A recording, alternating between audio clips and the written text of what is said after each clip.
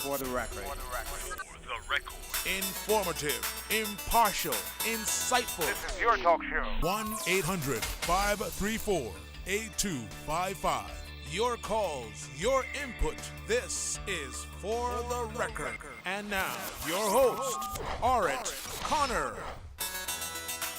Good morning and welcome to For the Record. Whether you're here in the Cayman Islands or listening overseas by way of the web, I am your host, Art Connor, also known as OC, and I will be with you along with my guests until 9:30 a.m. You may be or may not be aware that due to the popularity of this show, the management at Radio Cayman has extended your, and I emphasize your, show for an additional half an hour. For the Record now airs from 7:30 until 9:30. It will continue to air on Mondays, Wednesdays, and Fridays. Mondays is usually reserved for government. On Wednesdays, of course, we have the independent members, and Fridays is for the opposition. Today, we do not have the leader of the opposition with us, but we do have two exciting guests, and I'll leave you sitting on the edge of your seats to figure out who they will be, but it will be some exciting chat that we will be engaging in.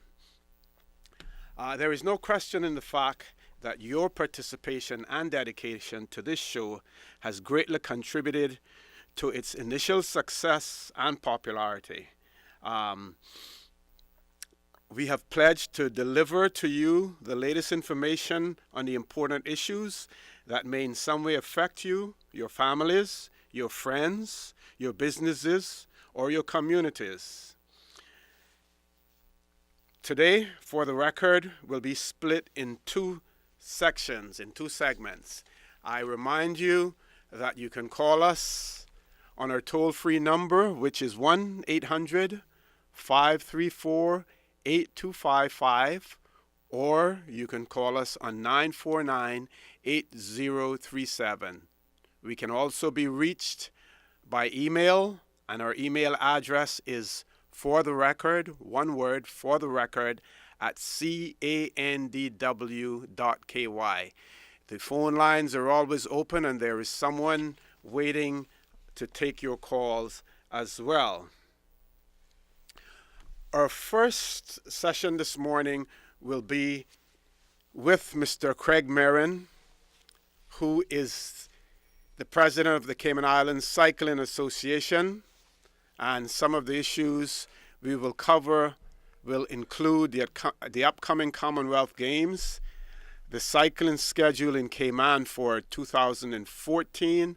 We also want to discuss road safety issues, how cyclists and motorists can coexist on Cayman's road. That's a particular challenge in particular for cyclists. I know the drivers will probably have a different opinion and say it's a challenge for them as well, but we have to learn to get along on the roads as well.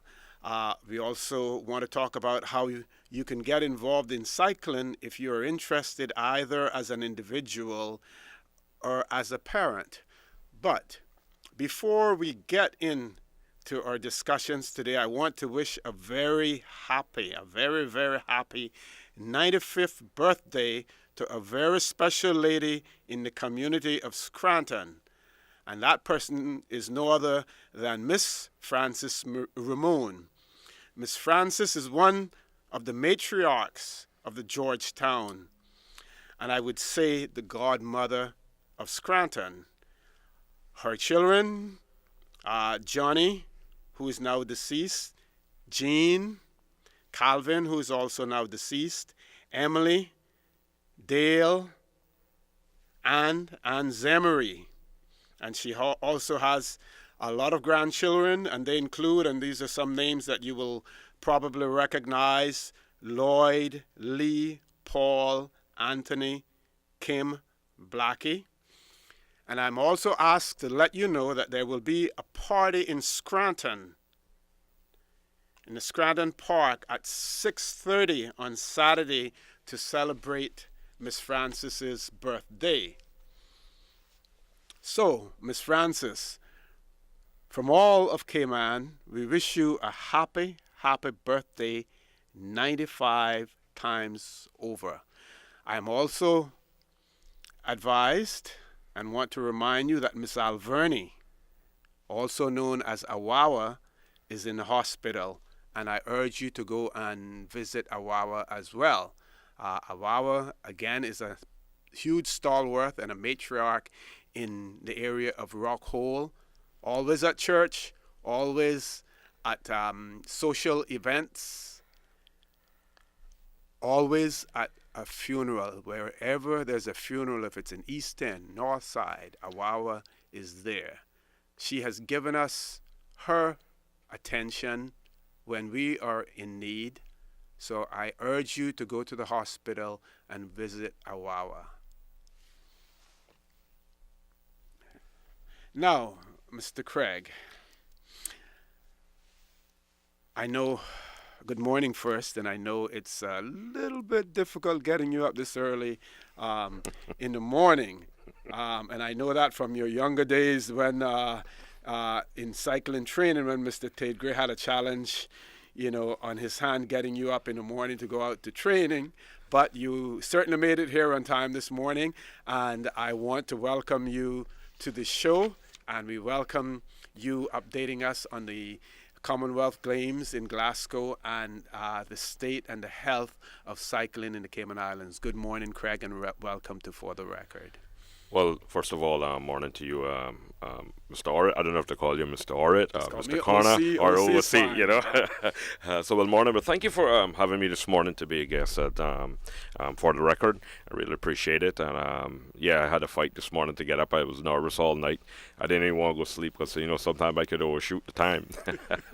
But thank you for having me to talk a little bit about cycling in general in Cayman, upcoming Commonwealth Games, and the future for cycling and road safety, etc., etc. Really appreciate it, and morning to the general public as well.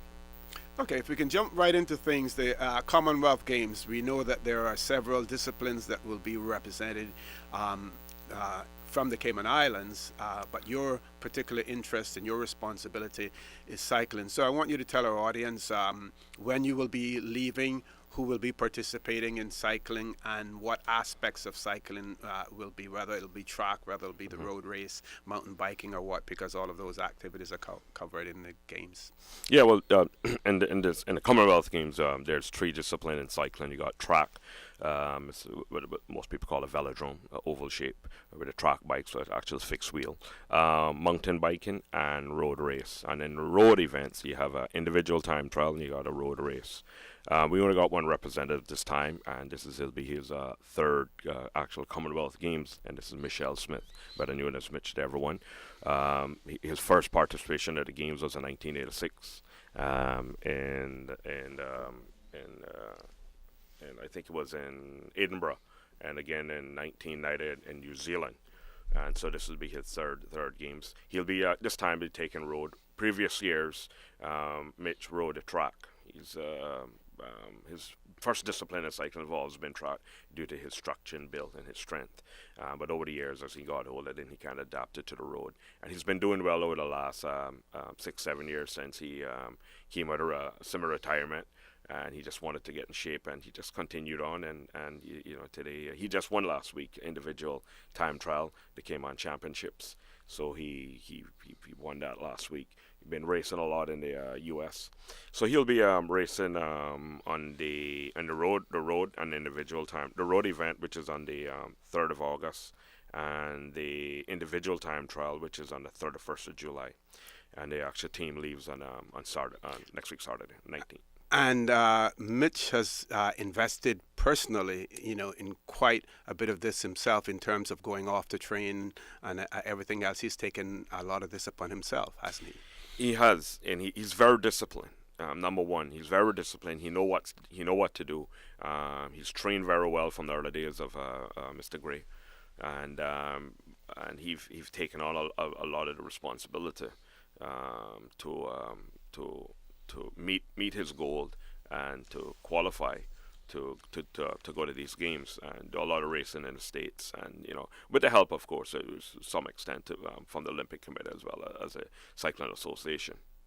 What is the vision for the Cycling Association, recognizing that cycling is a team sport? So it's not easy for one individual, especially in a road race. At a time trial, you're racing against the clock and against yourself. Yeah. But on a road race, you're racing against teams. So it's quite a challenge for one individual. What is the vision of the Cycling Association in future years in terms of being able to compile, to put together a team of maybe 4 or 5 riders that could make us extremely competitive, because you have additional help out there? Well, it's it'll because cycling has changed so much over the years. Cycling actually dominated, and I got to kind of to get a good insight in this, is that cycling has been one of the mainstream sport in Cayman since the early 80s, and we basically dominated most of every major international games in the 80s and into the 90s. I think what has happened over the years is that with the many sports that have come about, like the extreme sports, and especially arena sports, road cycling have always been our stronghold. And and actually, I'll say this: I'm very proud of the fact to know that. I don't think a lot of people know that, but the Cayman Islands is actually one of the oldest English-speaking countries in the Caribbean, right? In the Caribbean, that actually participate in actual road events and very successful into it, especially the time trials in the 80s and 90s. And track was never our stronghold, but to go forward for cycling here, the future where the cycling association sees it today, and my vision is for the future of cycling here is to start a program, but a BMX program.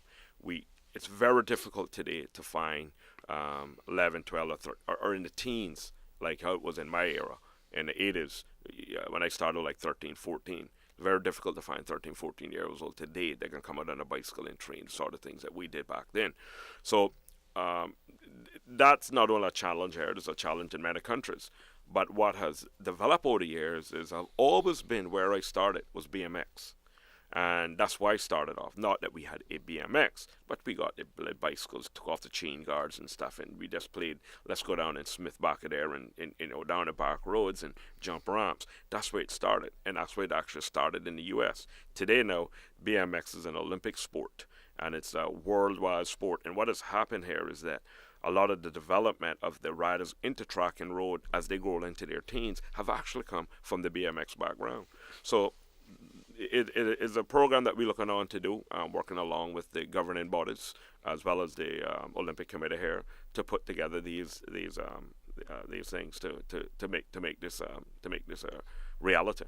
Okay, and you mentioned the BMX, and you mentioned encouraging younger riders, and we know, of course, we have a pretty good example, and we hope that people will draw on this as well. And I want you also to give out information in relation to how you can be contacted, how people can access the Cycling Association if they have an interest in cycling themselves or if they want to get their kids involved. But I want to mention Chris Weaver and his son Josh Weaver, Josh is 11 going on 12 years old, and we see him out there by himself riding with others, but he's the only youngster, and we hope that we can get more youngsters out there and more parents that are dedicated or involved like Chris Weaver to have their children out there. And they need to understand also that the environment in which we train or we have races is a safe environment, so that their children are safe and everything. But that is something that we want to use as an example. Chris Weaver and his son Josh Weaver. Chris has been a real good example of a father with his son that enjoying a sport that so many enjoy today. And cycling is just not for the Mitchell Smith or the Oric Connors and the Morning Day Breakers rides or the Perry Merrins and Craig Merrins, but it's also I've always been a sport to enjoy for health as well. And that's one of the things that not only racing, not only I don't want. The thing, a lot of people get intimidated. They think, oh, well, like, you guys got these racing bikes, it's so fast, I'm not going to bother to come out there. That has always been the issue here. And we try to encourage that. Said, no, it's a lifestyle sport. You got to enjoy the beauty of our island. And that's where Josh and his father started off, just taking him out on little trek rides, and he enjoyed it. So as a father, he just continued to groom him and enroll with him, and and assistance that is needed. That we giving Chris, and anyone that want to partake. Okay, let's switch back over to the Commonwealth Games. The Cayman contingent, as far as cycling is concerned, who will be attending the games in terms and in what capacities? And cycling, well, we only have one rider. Okay, do we have a manager and representatives? Yeah. Well, I'll be the manager. Okay. I'm going as manager. Andrew McLaughlin, who's be going as assistant manager and coach. And so it's just going to be, for cycling, just going to be two officials and one athlete. Yeah, the shape that Andrew's in now, he's almost ready to get out there I know. and participate in himself. He's hammering in the morning. But you did mention the Daybreakers and 80 Powell's Daybreaker group is certainly a good group to start out with, and we have seen where cyclists from overseas who are coming here on vacation have been in contact with the Cycling Association, and you in turn have put them on to the Daybreakers group, and they've come out and have enjoyed themselves. We have seen the camaraderie. We've seen an exchange of jerseys, because the Daybreakers have their own official jerseys or official outfits, cycling outfits now as well. Kits, yes. So, certainly the health of cycling in the Cayman Islands is starting to improve, because we did see a decline in it several years ago, but it is certainly improving now. And then with a combination of having triathletes and everything else, the cycling community has grown by leaps and bounds. Yeah, and we get a lot of hits on our website, as well as to our information board, where a lot of people you're bringing on their bikes or looking bikes to rent, etc., etc. But as you know, I always push them towards the day breakers. So you're getting a lot of overseas visitors, especially from North America and Canada, that want to partake in some cycling activities or just join in a group or a club. And that's one of the other things that we want to push, is having a proper cycling club set up. I think I think the Ada's Daybreakers group or club is a prime example of having that niche together to bring along more riders and stuff. But I want to see more. I want to see about 3 or 4 clubs. I think we got enough numbers to do it, and it don't have to be a club of racing. Of races, it could just be a normal club, and that's and anywhere you go, and like if you go to Jamaica in different parishes, they got their own club, Maypen Cycling Club, so and so Montego Bay Cycling Club, and they might have in the Montego or Maypen or in Kingston area a name of whatever name they want to call it. I always wanted to do one. Victor Thompson said, well, we could do one. We could call it Walker's Road Cycling Club, and I kind of like that, because I grew up on Walker's Road, and that's why I learned to ride my bike on Walker's Road. And we had a lot of races in my early days on Walker's Road. So I think it's fitting. And then what you do, you involve the community. You involve everybody that in that area. And you got little T-shirts and a little kit, and you can say Walker's Road Cycling Club. Folks, you're listening to For the Record. I'm your host, Oric Connor. My guest this morning is Mr. Craig Merrin, the president of the Cayman Islands Cycling Association. We're talking about the state of cycling in the Cayman Islands. We're also talking in particular about the upcoming Commonwealth Games and Cayman's participation in those games, and in particular the cycling events. I remind you that the phone lines are open. You can call us on 1-800-534-8255, or you can also call us on 949-8037. If you don't like to talk, then email us at for the record, one word, for the record, at candw.ky. If you're a cyclist and you have some views on cycling in the Cayman Islands, feel free to call. If you're a motorist who has encountered a cyclist on the road, and if you've had a bad experience or a good experience, give us a call and let us know what your experiences are as well. We want to hear from you, so the phone lines are open. Give us a call. Don't be shy.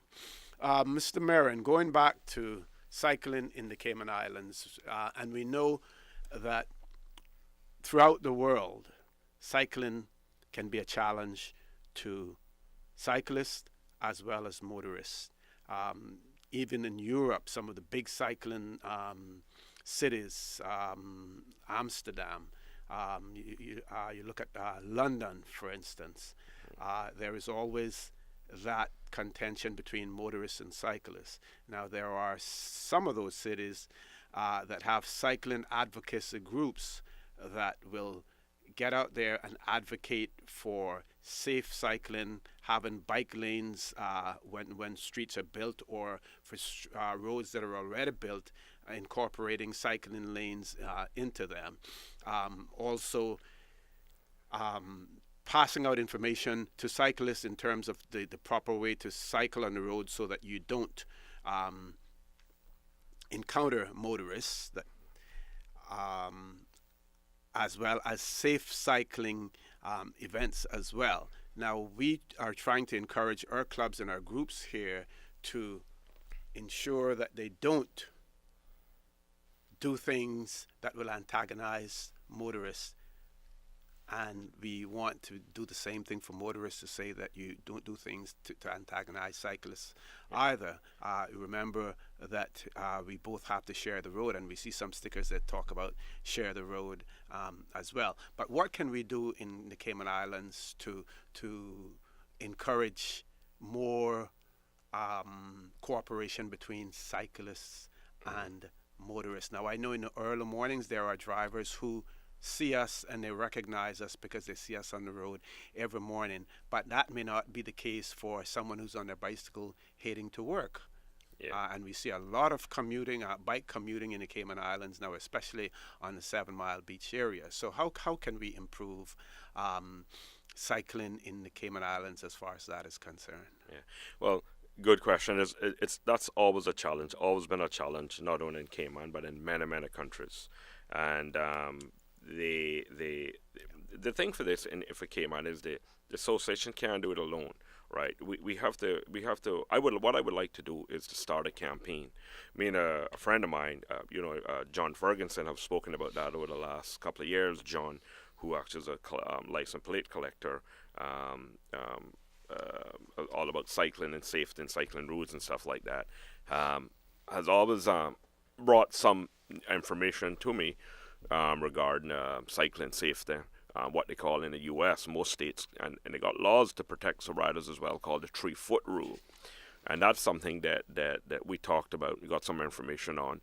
But in order to do that, the association can't launch it alone. I would like to, as a president, I would like to launch a campaign with the Road Safety Board, the Royal Cayman Islands Police Service, along with perhaps Lions Club or a club, to help propel the campaign and to make awareness of it, and have literature to go to the drivers, have stuff at the licensing department, as well as work along with the insurance companies. There was a time when Eileen was involved in that, because I remember several years ago in the 1990s, 2000, I did a video for her on safe cycling, and it used to run on CITN.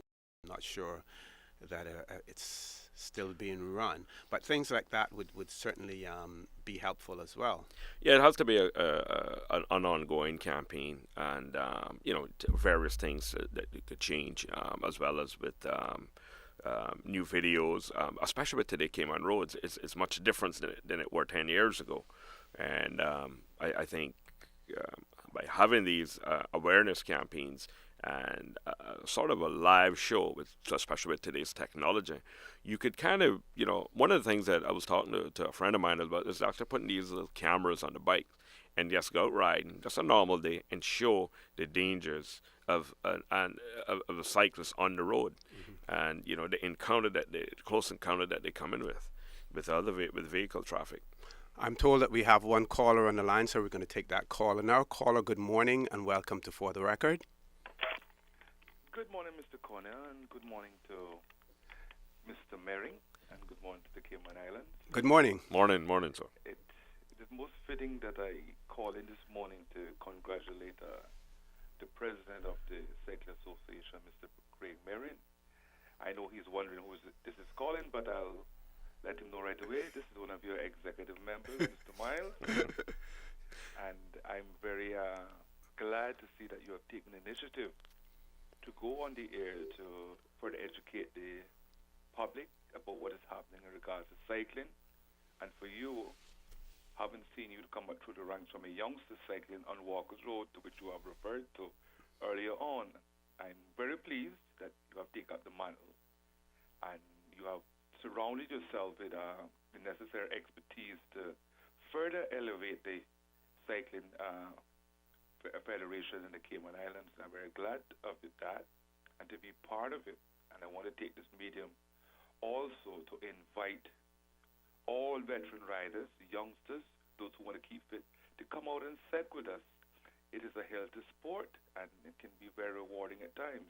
And caller, if I may, I want to remind the listening audience that you now are involved in terms of cycling as well. And I see your little group there with Nada in the mornings, but you're always going the opposite direction from us, because I know Nada, he likes to go in the opposite direction. So I want you to get him going in the same direction with us soon too. I am working on it, and it will be a group out of Georgetown. We have a few veteran riders in Georgetown that who have taken up their cycles again, and we're going to make a comeback. And every time I get on my bike, I always remember the late Beat Money Banks, who inspired me to come out and ride along with himself and Craig many years ago. So I think we're on the right track, and Mr. Marin has surrounded himself with the right people to further enhance and develop cycling in the Cayman Islands.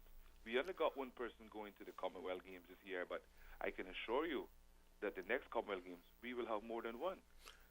I agree, caller. And as a cyclist and also as a person who's involved in the in vehicles and traffic, what do you have any suggestions on how we can improve the relationship between motorists and cyclists? And yes, we see now that when new roads are built, that one of the things that the NRA does is to ensure that we have cycling lanes, and we are extremely grateful for to them for that.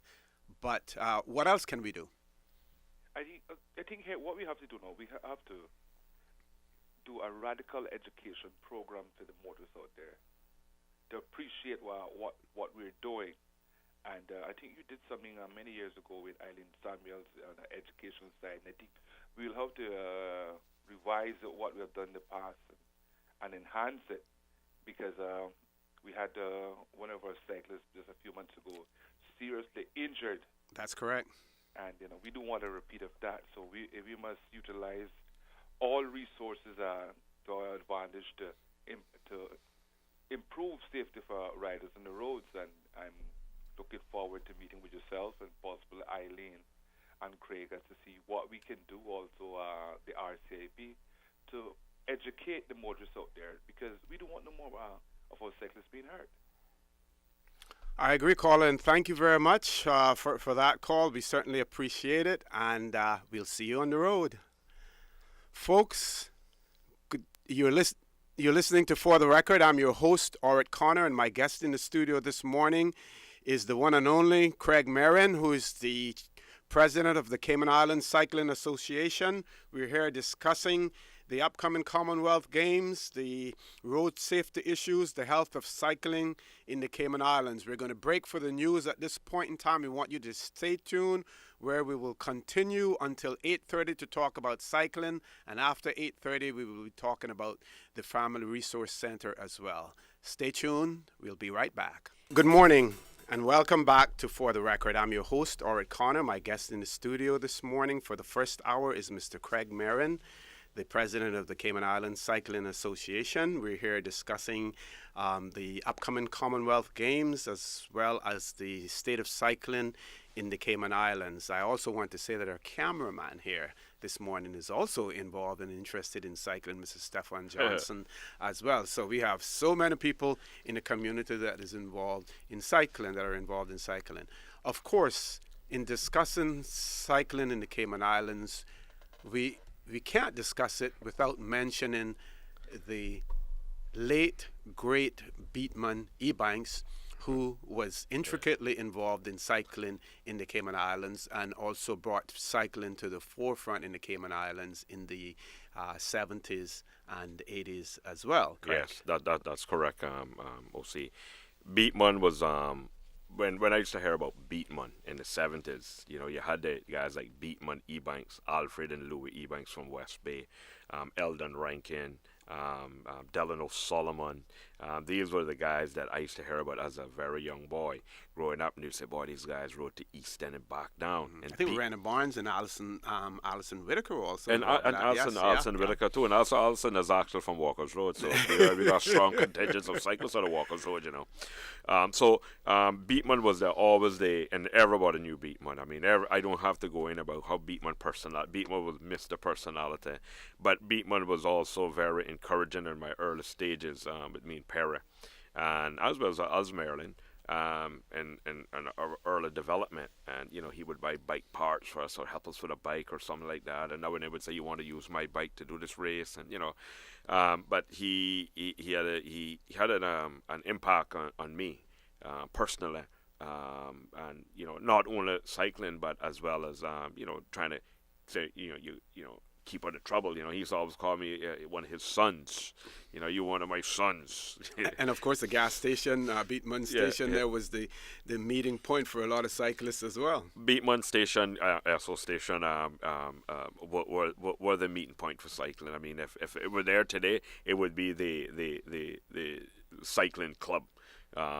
Office, everything, because we used to have some meetings there as well with Beats, and you know, anything bicycle parts coming by, Beatman had it. You know, if a Campanola came out or some bicycle, Beatman had the one of the first one of the first particular cables or handlebar wrap. He had to be the first, and he used to boast that. Yeah, he I was got proud the of first. that bicycle too. Yeah, he was proud of that. But a great guy, very well missed. And like I said, you know, he had made an impact on my development in cycling, and he was proud of that.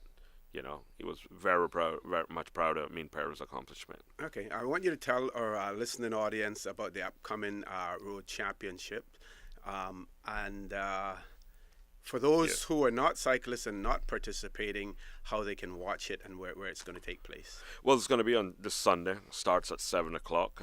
Starts at the Clifton Hunter High School in Frank Sound. And the reason we're using that is to kind of, you know, it's a 19-mile loop. So we start from Clifton Hunter, make our way towards the junction onto Seaview Road, but mostly known as East End Road. And then head up towards East End through Queens Highway, back on off of Queens Highway into North Side, past the start finish. So depending on the number of riders, you know, we got men's open elite, we got masters elite, and we got women's elite. So it all depending on the numbers that participate on Sunday morning.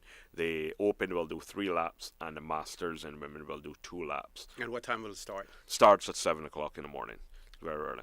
And people can pre-register or register on race day? Yeah, they can pre-register on Caymanactive.com, and it's Caymanactive.com registration 58 mile. That's if they go on CaymanIslands.com, and of course they get a discount too if they register between today and tomorrow it closes off. So registration closes off tomorrow afternoon, Saturday afternoon at 6 o'clock. The entry fee on race day is actually $30 for men's and masters and women, and juniors are $20. I wanted to mention that entry fee because there are some people who are of the view that the Cycling Association may want to consider reducing that because there are some cyclists who are here and they're working, and it may be a little difficult for them to come up with $30, for a race. And what do you see the association being able to do so that you can accommodate those cyclists, and as a result of that be able to attract larger numbers when it comes to races? Well, what like I said early on, what most places do, and cyclists or any other body that got groups that looking at discounted price, and especially for cycling, there has to be some sort of establishment of a club or a group. If 10 riders come out, say we're a group, and then you give that group a discount. We're looking at the group to be more of a select group, like a club. So if the day breakers arrive and you got 5 or 6 day breakers or 10 day breakers, then we could consider giving a break on that. I think there's costs associated. We got to buy trophies, ice, water, other things like that. So, and the chip is also included in that as well. So we're working on establishing a group rate, but some more of a established club group rate, and that's something that we've been talking about recently, and based on not reinventing the wheel, because we based it on what is a special of Jamaica and Bermuda, which offers a group rate, but most of these group rates are based on their club. So you can have the Daybreaker Cycling Club, whose group rate, instead of paying $30, actually pays $25 or $20. You have to bear in mind, in races today, we use a chip system, a timing system, so we have to rent that. We have to rent those chips. So the rider more or less is actually paying on Sunday, and actually paying about $20. But the $10 have to go to the race, the company that providing that. Okay, and for you motorists who are going to be on Sunday morning in the Frank Sound, East End, Queens Highway area, of course, the course is usually well signed. Yeah. On the road, and you will also have marshals on the road as well. But we're asking motorists in that area to kindly exercise as much patience as you can as far as the riders are concerned. We try to have them riding to the extreme left of the road. It is a race, so unlike a group ride where we encourage riders to either stay behind each other or two abreast, in this case, because it's a group, a mass ride, you will have people scattered all over the road. So we're asking you to be extremely patient. When you're crossing cyclists, you should cross cyclists at the same distance that you would cross either a parked vehicle or a moving vehicle. You want to ensure when you're passing them that you give yourself enough space that you don't hit them, or that someone doesn't throw open their car door and you tear it off. We ask you to treat cyclists the same way. That's the way it should be. We have to share the road together. Cyclists are, by law, allowed to use the road. So we want you to share the road with us, be patient with us, and at the same time, we also encourage our riders to ensure that you do the proper things so that you don't have to encounter motorists in a negative way. Yeah, we also have the president of the Royal Cayman Police Service going to be out there as well. I've notified them, and we got marshals at each corners, especially at the junction, down by Jack's Esso, coming off Old Robin Road. It's the three-way intersection there, coming up off of Queens Highway. So we have marshals there as well. We got signs utilized throughout the course. And so, we just wanted motorists to be careful. The riders, of course, obey the traffic laws. We keep on the left constantly. So we normally have a vehicle behind the riders as well as in front. So normally the Royal Cayman Islands Police Service vehicle, a motorcycle or the car, will be in front of the leading riders. So we'll have about 2 or 3 vehicles interacting with the police car. You mentioned the RCPI, and what is the relationship between the RCIP? I said RCP, I just RCIP, Yeah. and the Cycling Association seems to be a good one. Oh yeah, yeah. I really have a good rapport with them. You know, I work well with all of the district areas because we have most of our races in out of going into the eastern area. Sergeant Garcia, Sergeant Clifford Garcia is very helpful, and he's always been very helpful, always respectful towards cyclists. As his many years in traffic, and he knows cycling as well. So by him understanding cyclists, he know how to use his discretion, and he's been very helpful. And at times he could come out and do it when he's not working. And we also have one of the members as well as the police as well, who also helps it as well, Sergeant Franklin.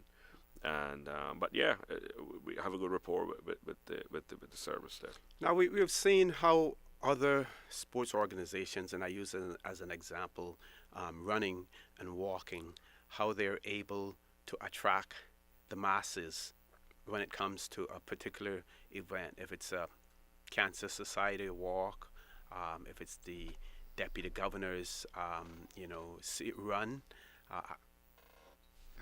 How can cycling do the same as far as cyclists are concerned, so that you're able to attract not only the elite cyclists or the serious cyclists, but someone who just wants to come out there on their normal, what we call a truck bike, and just ride maybe 10 or 12 miles. And any plans to get something like that going in the Cayman Islands? We see so many bicycles on the road now.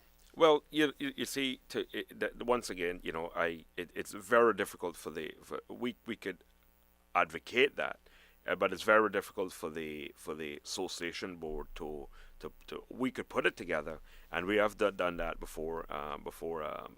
Past presidents have had the 100 mile, and 100 mile was also getting together, and this is something that we're looking forward to bringing back probably at the end of the year, due to the timetable, the change of boards, and the different things that was happening this year. We had to kind of cancel the 100 mile, or what we call the central ride. That is a one-off year. But to continue to have what we call mid-breaks rides like that, like Tom McCollum came up some years ago with a donut ride, I think, along with the association, Mr. Past President Gary Clark, and his group. And that is something that we talked about in our meeting 2 weeks ago. It was kind of bringing back something, but cutting back now on the races, having one race a month, and then having group rides starting at hurlers, but nothing extended in the range like 50 to 60 miles, because I think sometimes riding 50 and 60 miles, in this heat in Cayman, it can really get to you. It has to be. It has to be time. We want to kind of contain it and say start at some place like, say, somewhere down by Simboko, for instance, or 7 Mile Shop. All meet there, go up towards West Bay, where the area it's nice and cool. It's not that hot in those areas with a lot of trees. Drive around the route, like we did at Donut, stop back at Simboko's or someplace and have a nice breakfast and disperse from there. So, like a 20-mile ride, group ride, and that's what we're looking to kind of fill into those weekends when we don't have any races. But we need to get people that want to do that. I don't want to say that the Cycling Association is putting this on, because then it put too much on the association to drive that. If you're not there, if I'm not there, then people say, oh well, you guys not there, you're not doing it, then I'm not going to do it. Of course, we've been talking about cycling, and we're talking about the more competitive aspect of it. But we should also bear in mind, and for our audience as well, that it is one heck of a way to stay healthy. You don't necessarily have to ride fast. As a matter of fact, sometimes the slower the ride is, the fitter you get. Yeah. And if you're looking to lose weight, the more weight you're able to lose if you're at a slower pace as opposed to a fast pace. But it's a great way to stay healthy. And if you were to compare it with running, for instance, it is less stress on the body, because you're sitting, on the bike. I think, Yeah, the bicycle has well, been one of the world's greatest inventions. yeah, since 1817. And a matter of fact, you said I just rode on Saturday morning. I know I've been out in such a long time Tell that me about it. Minister Archer called me on last week Friday and said, "You want to go for a ride?" He got his own little bike, so he does his little thing, but he don't go no more than 15 miles. He said, but it was a good workout. And so sometimes like to see how many pounds I would lose. I always like to do so. I like to weigh before I go. And when I got back home, I lost 2.5 pounds. I guess by 12 o'clock now we're back on. Great, great. Well, we're getting to the 8:30 hour, Mr. Marin. I want to thank you for being a guest on our show. I hope Well, thank that you. our listeners have been able to gain some insight into cycling. Those of you who are motorists, I hope you'll understand some of the challenges that we have. We certainly understand some of the challenges that we present to you, and we'll be working towards trying to work those out and have some sort of a collaboration so that you're aware of what we're all about and we're aware of what you're all about. I want to say good luck at the Commonwealth Games. I know Mitch you. will, Do us proud. do us proud, Yes, and he yes. will Yeah. put out 110, 115%. As always, as always. Well, thank you, and thank you, OC, for having me this morning to talk about our sports cycling, and hopefully in the not so in the future that you could have me back on again to talk more about I guess different topics like a campaign to move forward and other things that we're working on. But I'll keep you posted on that for the record. Certainly. Folks, you've been listening to For the Record. My first guest this morning was Mr. Craig Marin, the president of the Cayman Islands Cycling Association. We're going to take a break again, and when we come back, we will have our second guest, Ms. Miriam Foster from the Family Resource Center. Stay tuned. We'll be right back. Good morning, and welcome back to For the Record. I'm your host, Dorit Connor, also known as OC. I remind you that our phone lines are open. We can be reached on our toll-free number, which is 1-800-534-8255. You can also call us on 949-8037. You can also email us at fortherecord, one word, fortherecord, at candw.ky. For the second segment of our show, we have with us Ms. Miriam Foster from the Family Resource Center. The Family Resource Center provides public services in the area of crisis intervention and advocacy services, the legal defenders service, and they also provide a monthly newsletter which contains information and education on topics relevant to individuals and families. The programs delivered by the center also include a family skills program, health relationship workshops, domestic violence intervention training programs, Fathers First programs, the Clothesline Project, Owning Up, Love Shouldn't Hurt. So a multitude of programs and activities that are done through your center, Ms. Foster. Good morning and welcome to For the Record. Good morning. Thanks so much for having me. Well, I've given our audience a list of all of those programs that you offer, and I give you the opportunity to start on whichever one you want to start from. They're all so extremely important to family life. Well, thank you. Yes, the Family Resource Center, for those that are not aware of its history, is made up of what was once the Young Parents Program, the National Parenting Program, and the Women's Resource Center. And so we've really come together, and then we're now under the Department of Counseling Services, which also allows us to provide a continuum of care for our clients, which means that when you access us, you also have access to the Counseling Center, which provides free counseling for everyone. And you also have access to Caribbean Haven Residential Center, which is a substance rehabilitative facility over in Breakers, for those that are not aware of it. And these are free services that are provided to anyone from any walk of life. And the Family Resource Center really strives to put itself out there in terms of approachability, because I know that sometimes there's a stigma associated with seeking help, but we want people to realize that seeking help actually takes more courage, and it actually is something that is going to be beneficial to you, and you don't have to be, completely down and out to seek help. In fact, as soon as things are feeling not right in your home, I think it's a great time to come together and receive support so that way you can continue on a healthy track. And being a family in this day and age is not an easy feat. Things have changed quite a bit, and there are two parents usually that are outside of the home working, and so um, there's not a lot of quality time that perhaps used to be spent, or things have changed within the family where you have to actually schedule things.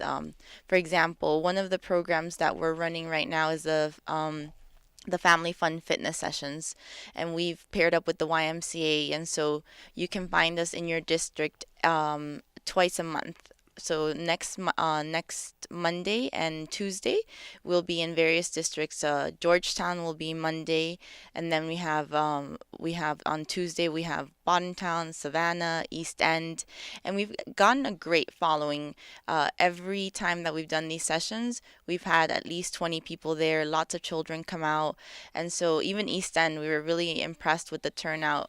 And so I'm really happy to continue to do this work, because I think it's great for families to do exercise together and to be healthy together.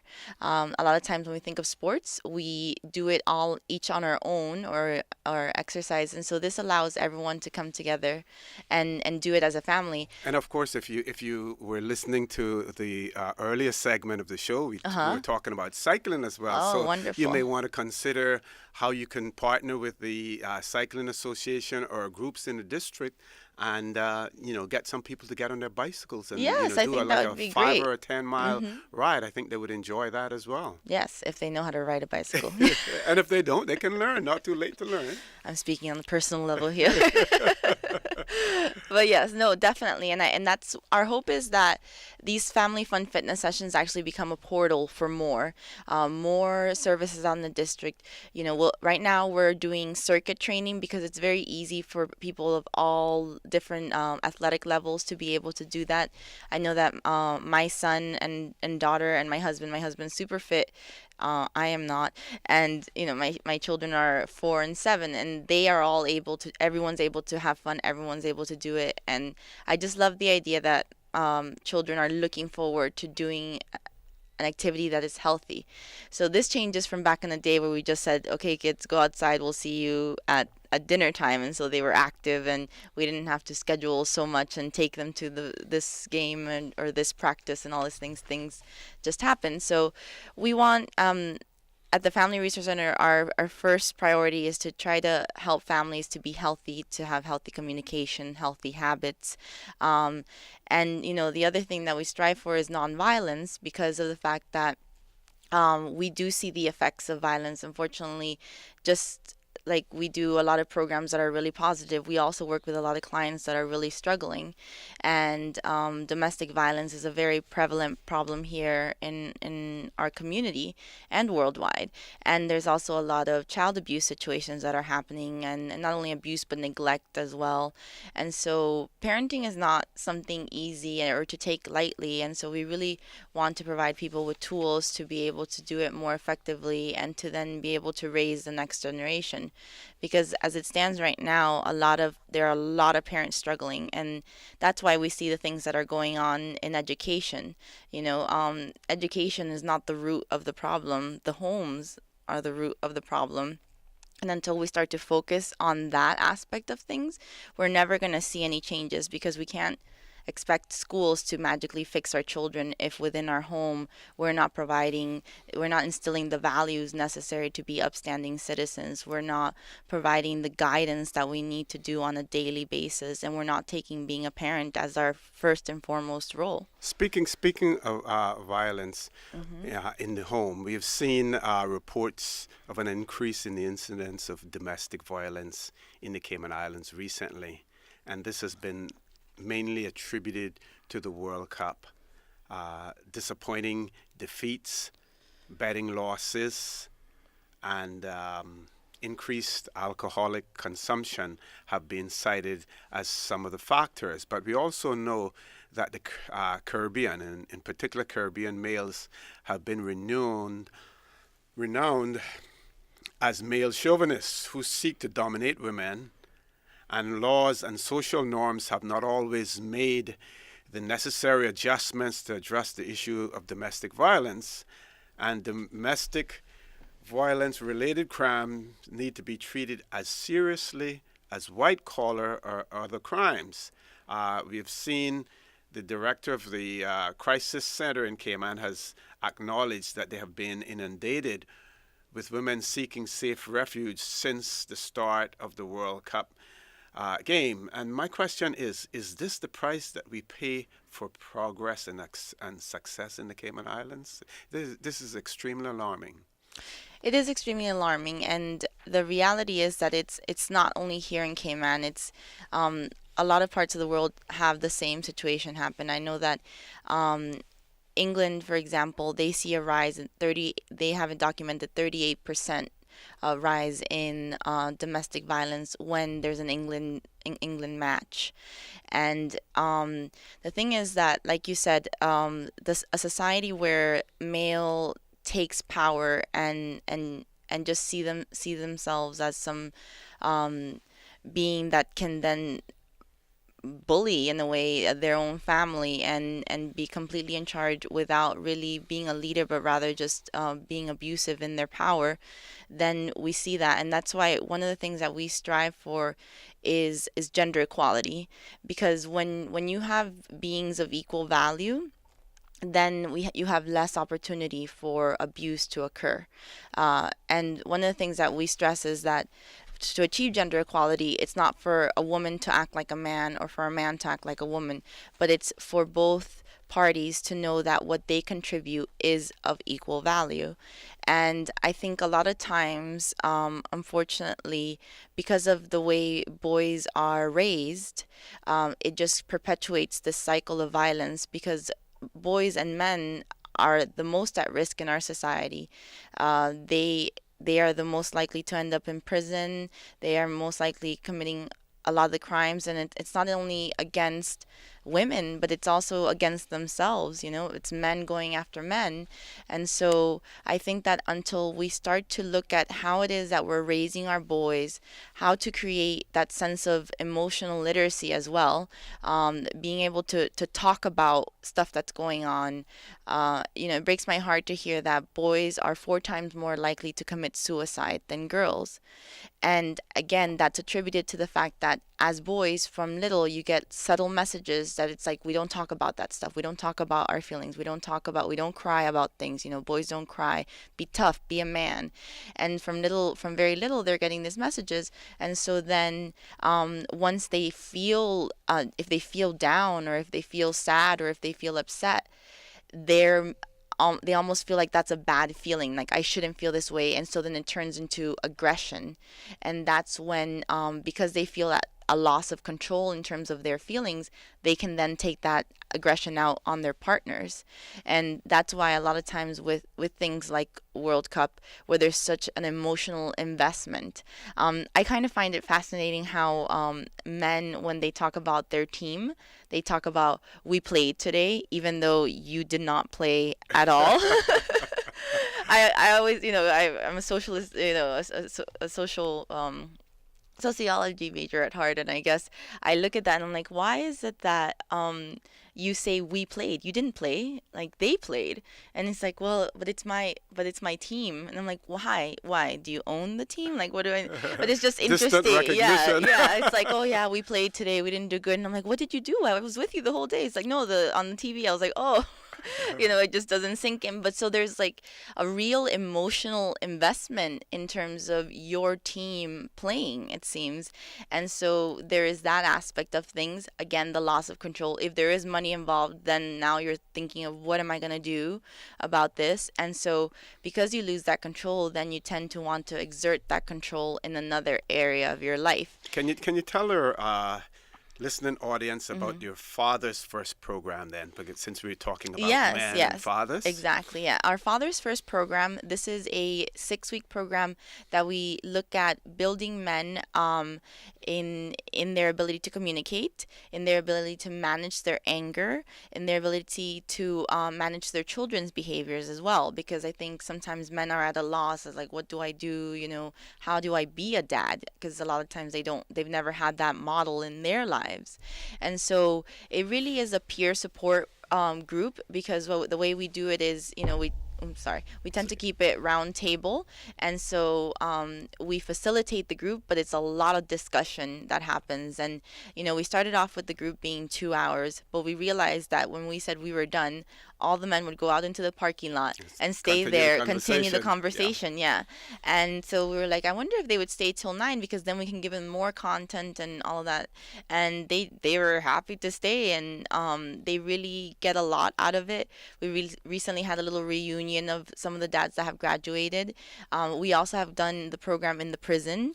I was going to ask about that Yes, actually, to yeah. say whether, because a lot of our young Caymanian men, and I shouldn't say a lot, but some of our young Caymanian men, and in particular their fathers as well, are in prison. Yes. And what is the collaboration between the prison service and the Family Resource Center in terms of being able, while those fathers are incarcerated, what do you do to get them Yes. together? So we just recently offered the program in the Northward, and it was really well received. And actually, we're gonna go ahead and we're gonna make a phase 2 because these men they were doing so well, and then we felt that on the cusp of really getting some of the tools.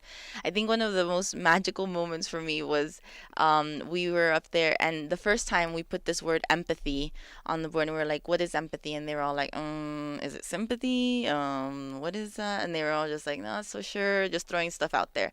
By the third week, we did something on empathy, and they start arguing about, no, that's ego focused empathy, that's not true empathy, and that's not really thinking about the other person's feelings. And when you said that didn't think about your child's feelings. And they're just like, having this heated discussion about what empathy really is. And I just felt it was such an awesome experience to see in 3 weeks how they really thought about the concepts, and they're really seeing how they can apply it. And they were all just really appreciative of everything because no one's talked to them that way before. We tend to we have an approach at the center that we really stay away from talking down to our clients, from whatever walk of life you're from. We feel that we're all here to learn from each other. We feel that the expert in your life is you. And so we want to value that all the time. And I think they saw that a lot in the prison, and they have even now reached out to us because some of them are eligible to come out of the prison to engage in positive things in the community. And so they've reached out and that they want to be part of more of our programming, and they want to bring their families That is as excellent well. news. That is Yeah, so I'm excellent. really happy. And so we're actually going to be doing a phase 2 of that in the prison with the same men to keep it going. And then we'll look at, including more men. And then we're also going into the women's prison. We're doing a Mothers Matter workshop in the prison, and so we're hoping to provide women with tools as well, and in terms of learning how to be moms and being able to do that from inside the prison as well. How can you remain involved in your child's life even when you're in prison, and then make the exit and back into their lives in a more fluid way, and having still had that relationship. So yes, those are some of the programs that we're doing in the prison. So we're excited about our partnership with them. And then one thing is, if you're hearing about any other programs that you think you are qualified or you've done this type of work before, we actually are very grateful to Hedge Funds Cares because they have given us a grant that is going to allow us to have some sessional workers. We're trying to maximize ourselves and be able to be out in the districts more. And also the thing is that the truth is that a lot of our programming takes place in the evening because that's when families are available. But the other thing that I also have to bear in mind as a manager is that the people that work with me also have their own families. And so we can't have them every day working every night plus doing During the course the of the day, morning, yes. the course of the day.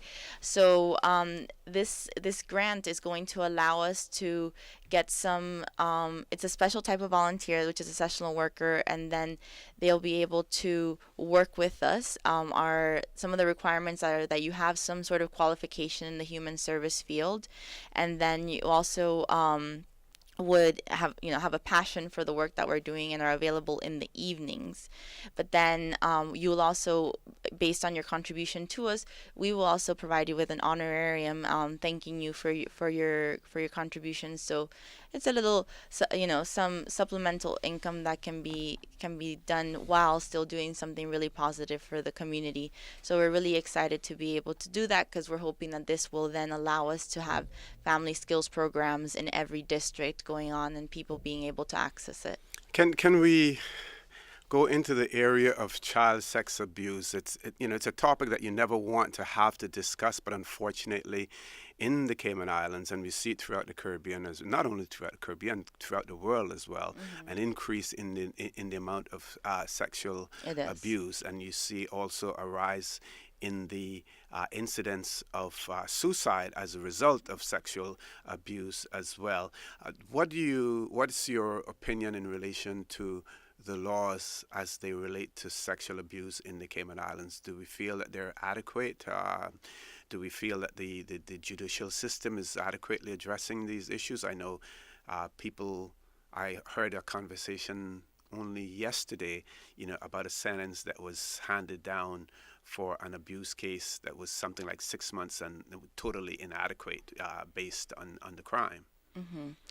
I think it's not just about the laws. I think it's more of a collaborative effort that needs to be made, because I'm not exactly sure with the case that you're speaking of, but a lot of times if you go to legal and you say, why the sentencing, they'll say, well, the evidence was such that that's all we could get, and then you go to the police and the police say, well, this and that kept me from securing the type of evidence that's needed. So I think it's not, it doesn't, the fault doesn't lay on one entity or one area of the process. I think it needs to be more of a collaborative effort, and also there needs to be a paradigm shift in how we think about child sexual abuse, because a lot of the clients that come to us will relate to us that their first sexual encounter was rape or a child abuse, and when they went to an adult,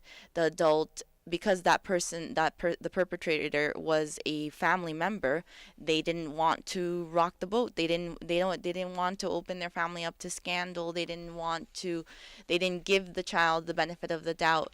And so again, I think a lot of these issues start from home and within our education system as well, because I think if you look at some of the countries that have tackled child sexual abuse, domestic violence, substance abuse, teenage pregnancy is another one. It's about from the age of 5 and even younger. Some of the countries will start within the system educating children from a very early age. A lot of times these issues we wait so late to talk to our children about, that by then they may have either experienced it or they have formulated their own opinions, even though they may not be accurate. And so I think that we need to be, as a society, looking at child sexual abuse as a very serious issue, and what can we do to prevent it. Not focus so much on sentencing, because I think there's a lot of rehabilitation that needs to be done with those perpetrators of abuse, because just like maybe you and me, we can't even fathom the thought of those things. The fact that these individuals can shows you that their brain's a little different than ours. And so I think there needs to be more rehabilitation. There needs to be an understanding of the seriousness of the way we socialize our boys to treat girls as well. There's an attitude of entitlement that women are still seen in some ways as prizes to be won. And I think that goes even into the World Cup situation as well. And then, so I think from a very young age, we talk about when we talk to parents about talking to their children about sex, we say it's not about a big talk. It's about talking to them early and often. My children, 4 and 7, already know about sex in the sense that they know what it's a. They don't know the intricacies of it, but they know that it's something that is special. They know that it's something that a woman and a man come together and each give a piece of themselves to then make a baby. So I do it in an appropriate way, but to them, no one's going to come to them and tell them, oh, this is that, because their parents already spoke to them about these things. And if someone comes with different ideas, my children have already done that. They come to me and they say, I know that you said this, but so and so was telling me that this is that. So what do you think? And so it's about opening those lines of communication from a young age. Yeah, and of course, we see in the area that you work in that it is usually female dominated. What in terms of taking We have one male, okay? leadership roles and everything else? And my question then was going to be, how much activity do you get from men in terms of their involvement in say mentoring or training or awareness? I think they contribute in different ways. The sad reality is that our fields are predominantly female dominated. Even you go to any psychology class and all, it's mostly girls or boys because they want to be with girls. But we do get we have had people that volunteer with us in terms of our Father's First program to help us facilitate it.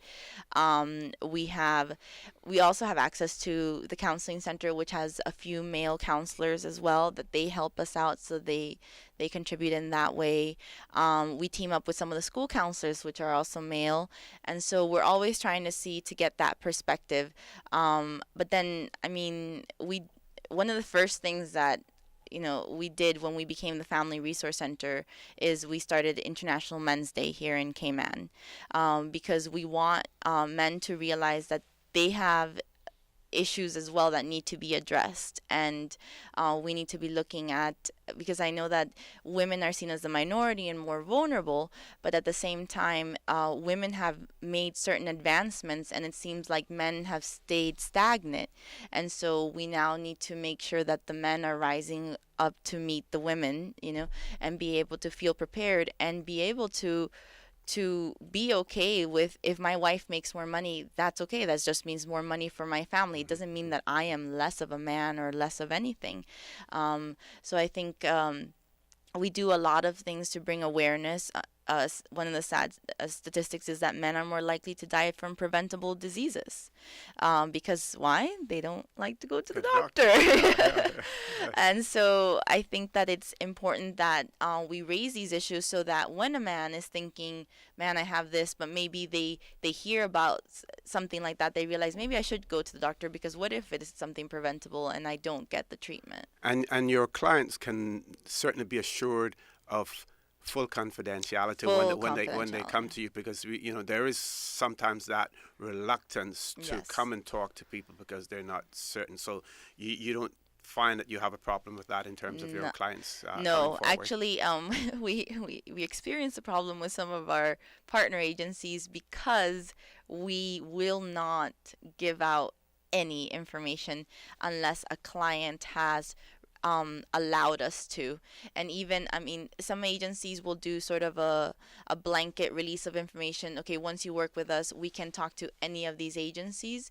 We don't do that, because we want them to identify what person within that agency, what do you want us to disclose, and that is it. If they say no, even if the frustrating thing for some people is, maybe a probation officer sent a client our way, but the client has said that they don't want probation to know what they're doing, and so we have to honor that, because we need to be working on building that relationship. That's not to say that yes. Folks, sorry to interrupt you there, but we have to break for the 9 o'clock news. You're listening to For the Record. I'm your host, Art Connor. My guest in the studio for the second segment of our show is Ms. Miriam Foster from the Family Resource Center. When we come back, I want you to tell us how the Family Resource Center was formed, the amalgamation of the various units, and the rationale behind setting up the Family Resource Center. Stay tuned to For the Record. We're going to break for the news. We'll be right back. Good morning and welcome back to For the Record. I'm your host, Dorit Connor, also known as OC. We have in the studio with us this morning Ms. Miriam Foster, who's the program coordinator for the Family Resource Center. We're talking about the Family Resource Center, the services that are offered through the center. We invite you to give us a call if you have an interest, if you have any questions, any observations. The toll-free number you can reach us on is 1-800-534-8255, or you can also call us on 949-8037. If you don't like talking, then you can email us at fortherecord, one word, record at candw.ky. I'm getting really confused Candy this wacky. morning. Right? Yes. So it's For the Record, one word, For the Record at candw.ky. Now, when we broke for the news, I did promise you that we wanted to have Ms. Foster explain to us how the Family Resource Center came into fruition, the formation of it by the amalgamation of the other services that were provided before. It's always good for our listeners to get a historical perspective on, your organization, to see exactly where you came from and what services have now been all brought in together. And Yes. the rationale for it as well. Right. So like I said at the beginning, it was once the National Parenting Program, the Young Parents Program, and the Women's Resource Center.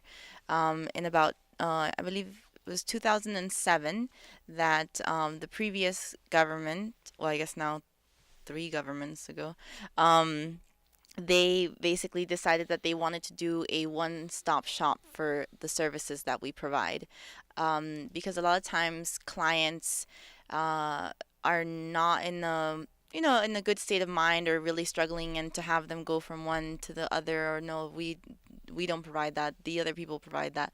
So the thought behind it was to create one entity that came together and addressed a lot of the similar issues, which did mean some cuts for us, only because the 3 entities were comprised of about 15 staff members, and it actually isn't until recently that we've reached 9 staff members.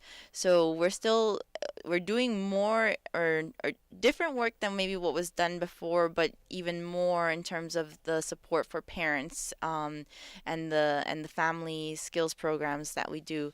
And when you look at the demand for your services and the staff complement that you have, is it sufficient? I mean, be brutally honest about it. It isn't. It's unfortunate that Yeah. we're talking about it now after the budget has been passed. Maybe you Yes. could have put some pressure on before then. No, I mean, I think the reality is that until we start to focus on prevention side of things and start to realize that we need to have a balanced approach into the same way we are funding our prisons and our police officers, then we also need to be properly funding social empowerment programs, because we're going to continue to have this, it's almost like we're waiting for them to be bad or get caught, versus giving them the support when they need it right at the beginning.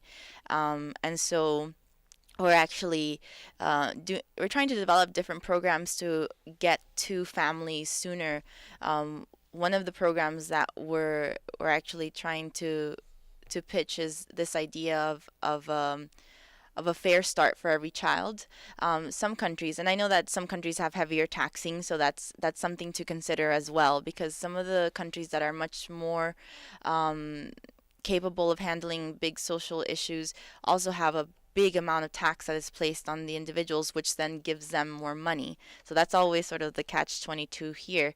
And so one of the things that we looked in Finland actually has a really interesting program where every single child that is born gets this box, and this box actually serves as a safe bed for this baby for the first 6 months, and it's filled with all the first 6 months necessities of, onesies, sleepers, cloth diapers, and we were looking at that, and their idea is that no matter what walk of life you're from, you're gonna have a fair start. Everyone, because that at the end of the day, the child is not at fault for whatever situation they were born into, and it's not fair to then perpetuate the cycle where now sometimes these babies are sleeping on the floor. The moms have no place to sleep.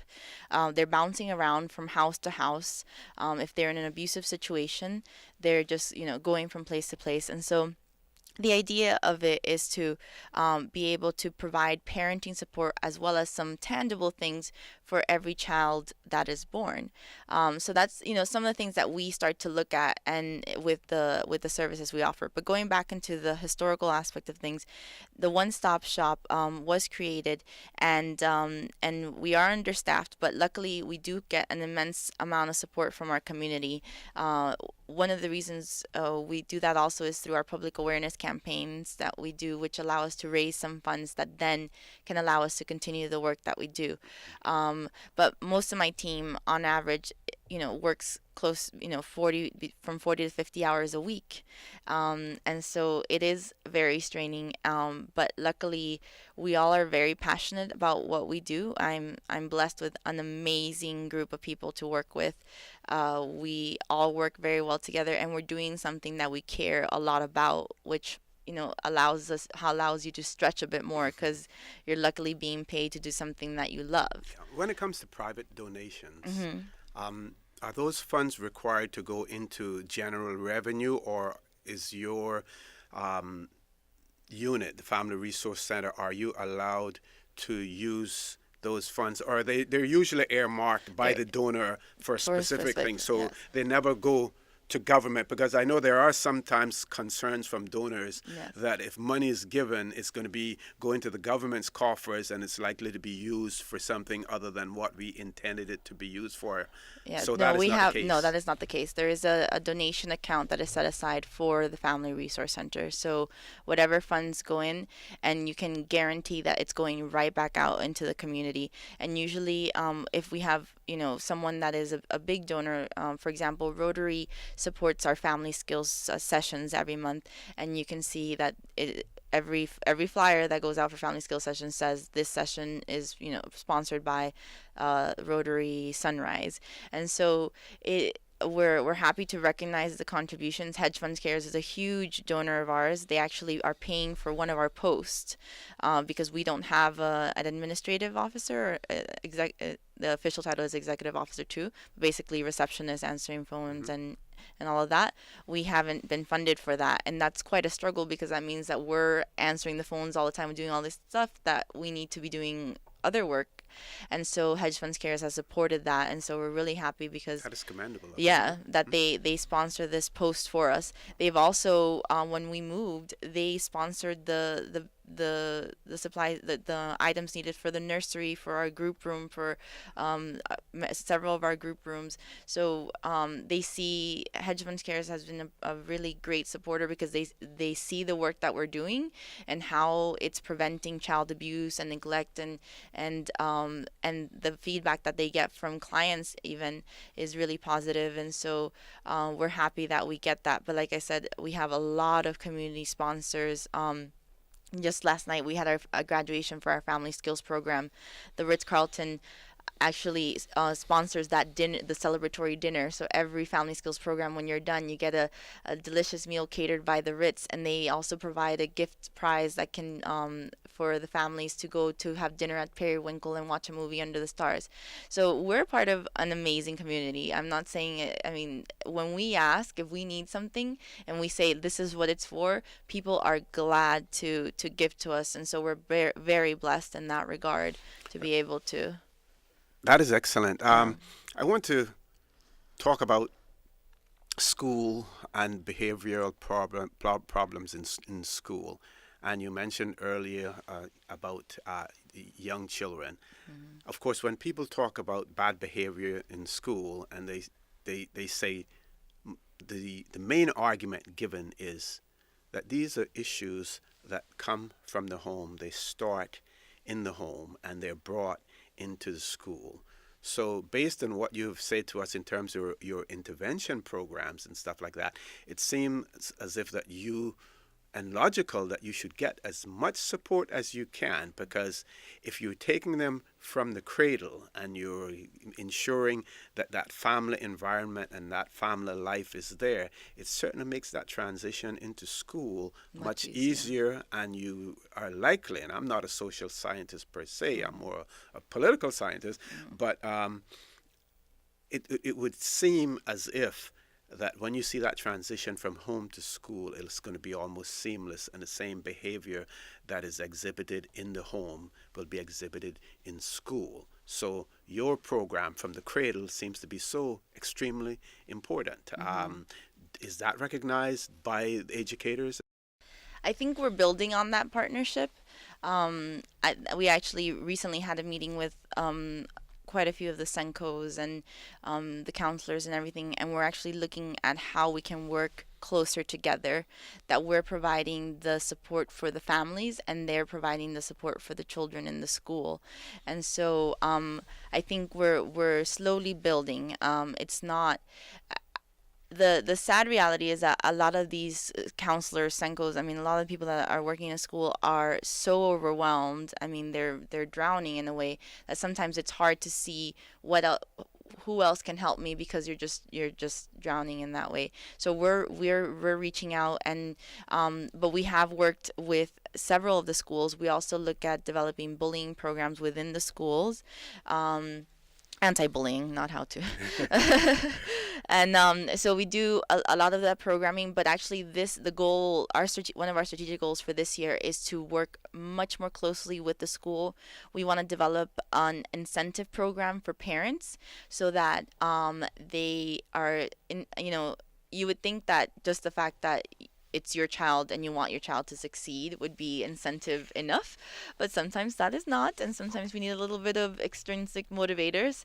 So we're looking at developing an incentive program for parents that attend our family skills program, attend PTA sessions in the schools if the school is willing to partner with us, recognize them for the contribution that they're making in the school. If there's positive school programs or anything in the community that is going to help their family succeed and come together, we're going to look at how we can reward that and reinforce that, because a lot of times when we tackle issues, we look at the negative and the punitive aspects of things, but it's been shown that if you tackle things from a positive place, you will see those negative behaviors diminish, because you start to gain a satisfaction of being in a positive place, or being rewarded, and you also start to feel the intrinsic rewards of coming together and working together. It was really powerful for me.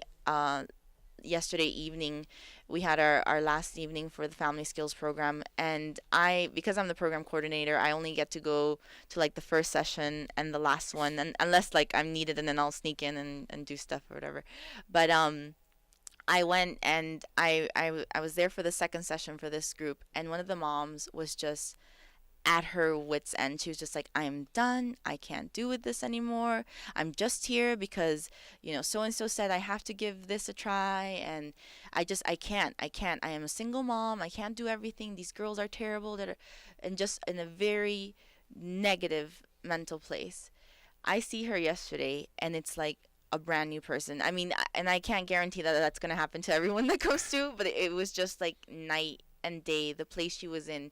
She's talking about all the ways that she's rewarding her children for the good things that they're doing, and how now she's not screaming so much and going after them for the other things, that they're eating dinner together every night. She's decided that is what's most important for the evening. She's leaving the dishes in the sink, but she's like, I am spending time with my children and I'm having fun with them. Even one success is yeah, and to me, I a see, great I get step. goosebumps just like sharing the story, because yesterday we were all like, Oh my gosh, and we'd give them like little tools, like, to get the communication going. Do highs and lows for your day, what was your high of your day? What was your low of your day? And you get so much from a conversation and just that little tool. And she says, that little tool, you don't think it's gonna open up, like, it was like I didn't even know my own daughters. I didn't even know what they were thinking. And now they tell me about their day and their low. Now I'm able to then support them and answer questions and tell them that it's okay to feel low. We don't have to be happy all the time. And so I was just really thrilled that this is what this one family is saying. So it just shows, like, if you reach out and you access the help available, you see. And one of the magical things is the way they all support each other. All the families all end up bonding, all end up supporting each other, and they really get a lot out of the program.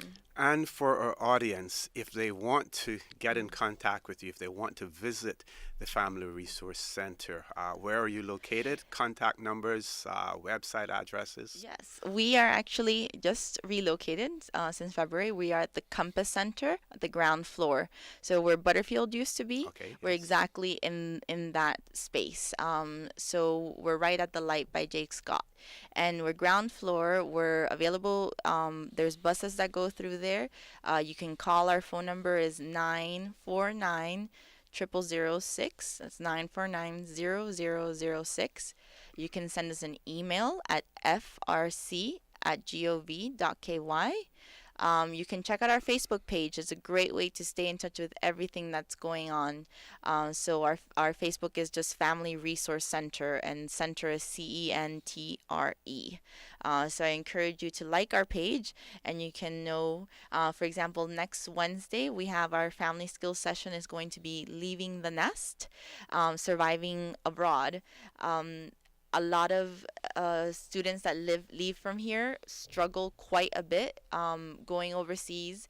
College in itself is just a whole type of experience. Even if you stay in state, but now you're going from a small island to maybe a very big city or a very big school, and a lot of students will talk about having felt depressed and feeling alone and not being able to succeed, or they go down another path because of the fact that they finally have some freedom. Maybe they didn't have freedom before, and now it's like, oh, and so they party and they don't make the most of their college experience. Another aspect to think about is safety. Here in Cayman, no matter how bad we say things have gotten, it is never as bad as some of the big cities.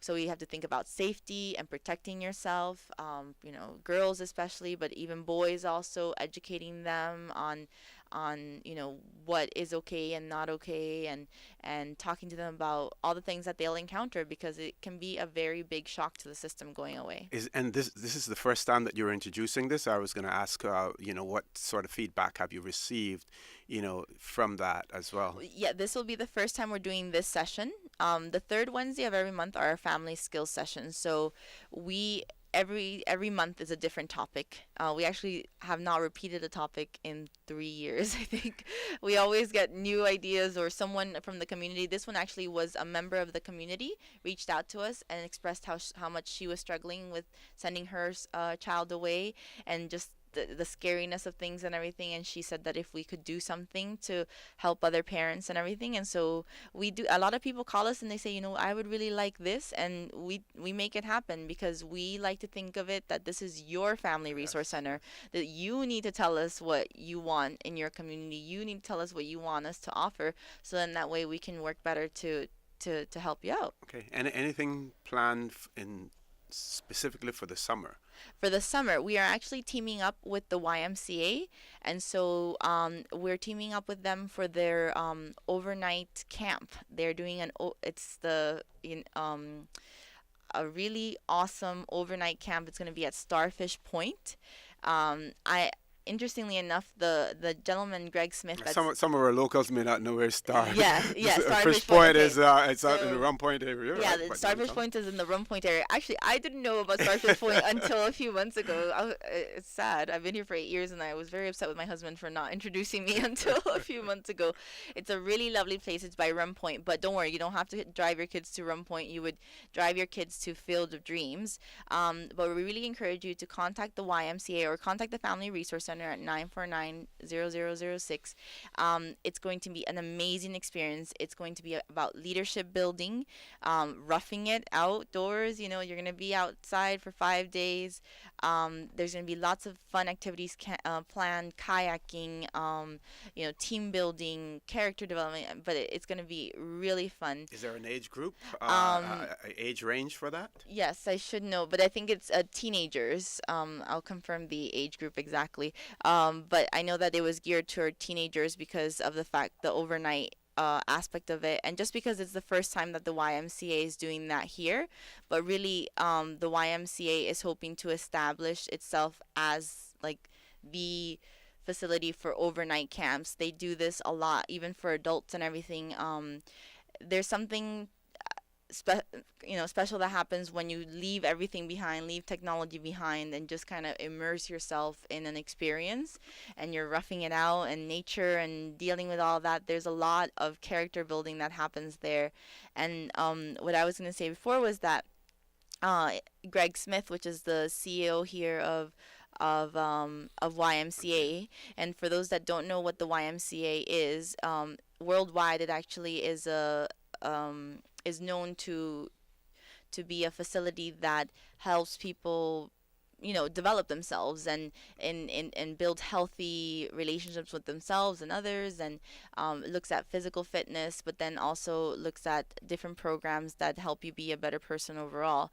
And when I first met Greg, we were talking, he was telling me about the teen leadership camp, and he said, I used to be in charge of this leadership camp in Apopka, Florida. Well, I went to the leadership camp that he was in charge of, and it was really funny to see how small this world really is. And I still remember every single day of that camp just because it left a mark in me, and I feel that it helped me become the leader I am today. And you'd be surprised what those experiences will offer you and how they'll help you succeed and give your voice a positive give yourself a voice and be able to express yourself positively. Now, for this camp, is there a registration deadline or anything that the public needs to know? And it's for free. It is for free. Yeah? So no, sorry. This camp is not for free. But if there are people that want to be a part of it that would need it to be sponsored for free, they are working on that. So there's people that have basically volunteered to sponsor children to be part of the camp. So for more information on the camp, I'm going to ask you to just call us at 949-0006 because we're actually meeting this morning to confirm all these little details because Greg had been away. But I know that he's been really working hard on it, and then the Family Resource Center will be helping with the facilitation of the camp as well as with the registration for the camp. Okay, we're getting close to the 9:30 hour. Yes. It's amazing how quickly an hour goes by. Yeah. But I want to give you, Ms. Foster, an opportunity to wrap up and to say anything that you want to our listening audience, any additional information that you think that we may have missed giving out. Give you a couple of minutes to wrap up for us. Great. I definitely want to thank you for the opportunity to be here on your show, and I want to thank all the listeners and just remind them of the different things we touched on. One is if you're passionate about working with families and you have evenings available and are qualified, give us a call so you can become one of our sessional workers. We have our Leaving the Nest and Surviving a Family Skills session next Wednesday. This is free of charge from 6 to 8 p.m. Childcare and a light dinner is provided, so we try to remove most of the barriers there. Then we also have our teen leadership camp that we're asking you to call us to get all the information. It's going to be in August, mid-August. So if you're interested in an overnight teen leadership camp, give us a call. And then Also, just a reminder with the World Cup, keep it safe. It's meant to be a positive thing. It does break my heart to hear that such a awesome positive thing that happens every 4 years could also be the cause of such a negative and awful thing. And so, if you are someone that is prone to abuse or have abused before, then look at what you can do to remove yourself from the home for that night or something so that you don't have any regrets the next morning. And obviously, we encourage you to seek help.